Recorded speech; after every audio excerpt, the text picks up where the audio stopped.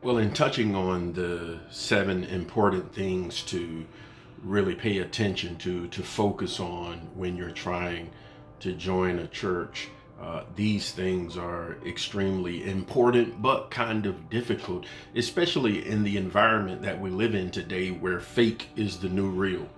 Real is the new fake, and the counterfeit has kind of taken the place of the real, and you kind of can't tell, like in one visit, whether this is where I need to be. And you definitely cannot flow off of feelings and emotions because they'll always lead you in the wrong direction. Number one, you need to be able to ask yourself who is being worshiped. Uh, is the actual word being preached? Is it being taught right? Are they worshiping God, or is this a place where everybody's worshiping the person at the podium? If you see that, that is somewhere that you definitely want to avoid. You do not want to go into idol worship. God is a jealous God. He does not do good with you trying to worship what he created over him. So the first thing you want to do is make sure that that is a place that they're worshiping God. The second thing I would say would be to focus on if there is an interest in winning souls. We live in a time where everybody's been out of shape on preaching and teaching and all of these different things, and they're just engulfed with events, but very little soul winning, very little care or concern really about people, period.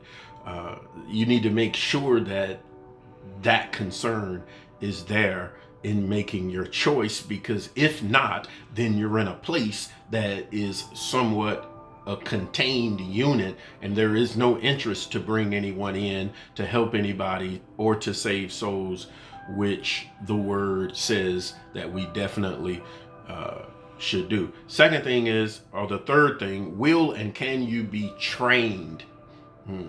And will and can you be trained and pushed out?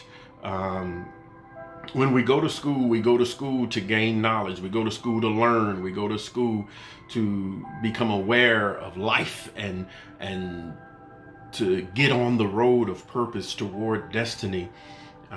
But the whole purpose is purpose and destiny. It's not so that we go to school and we sit here for the rest of our lives. In most churches, there is a belief that when you join, God sent me here and I'm not supposed to leave until he says go. And a lot of times God has said leave 100 times, but because we've become emotionally and feeling involved in that place and in the leader, we fall in love with the person, place, and thing, that we miss God and we just stay seated. You want to make sure you go somewhere where they're not interested in keeping you there for life, where they're more concerned about honing in on your gifts, honing in on your purpose, and then spearheading you straight toward your destiny. Not so much to where I'm the leader, I'm this, nobody goes above me, nobody does, none of that. That's the old stuff. That's that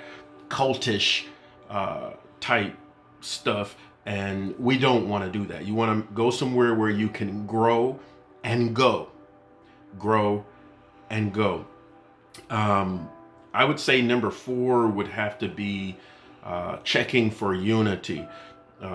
Everywhere you go, it's going to be gossip, it's going to be craziness and all of that, but you still need to be able to see a sense of unity no matter where you go. You're going to see manipulative behavior, you're going to see the using, you're going to see the guilt, the threats, the emotional appeals to control you. You want to make sure that you kind of bypass that. You kind of can't get away from it, but you can limit it. So you do have some places where it's way higher than others. Those places where you see that it's really high, those are the places you want to kind of shy away from. Stay away from those places. And especially when you see like the power struggles over leadership and all of that, No, run from that. Number 5, I would have to say their views on money. What do they teach about money? Is it, no, bring all your money, give me all your money, and the only person in the building that is successful or going high or living the lifestyle is the leader? That is incorrect. And do not let them tell you, oh, you just don't have the faith and all of that. No, you have to focus on the things that matter. So what are they teaching about money? How is it important to them?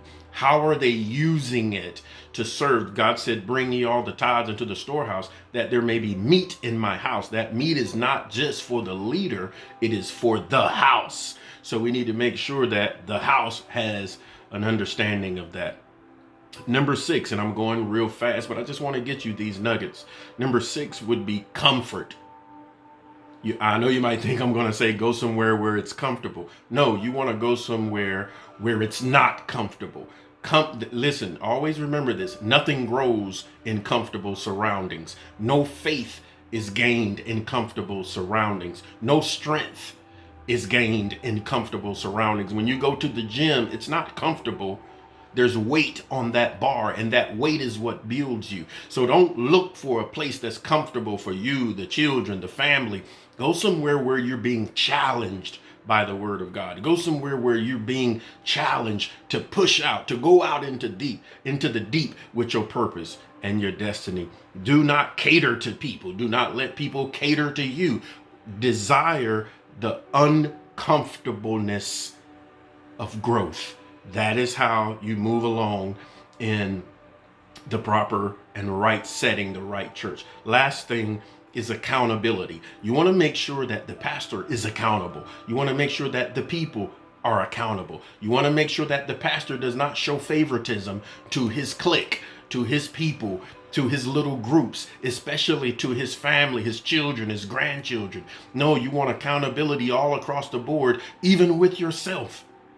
These are things that are very vital when it comes to joining a church. And if you don't make sure that you go through these things to see what is necessary, it is almost 100% chance that you're going to be in the wrong place. That accountability piece is very important. If you don't know, look around now, you'll see how important it is. So I hope you take these 7 things, run with them, allow them to move you into your purpose and destiny, and make sure if you find a place that you want to call home, call the church, that you utilize these 7 power nuggets in your decision making. All right? Y'all have a blessed one. Have a good day.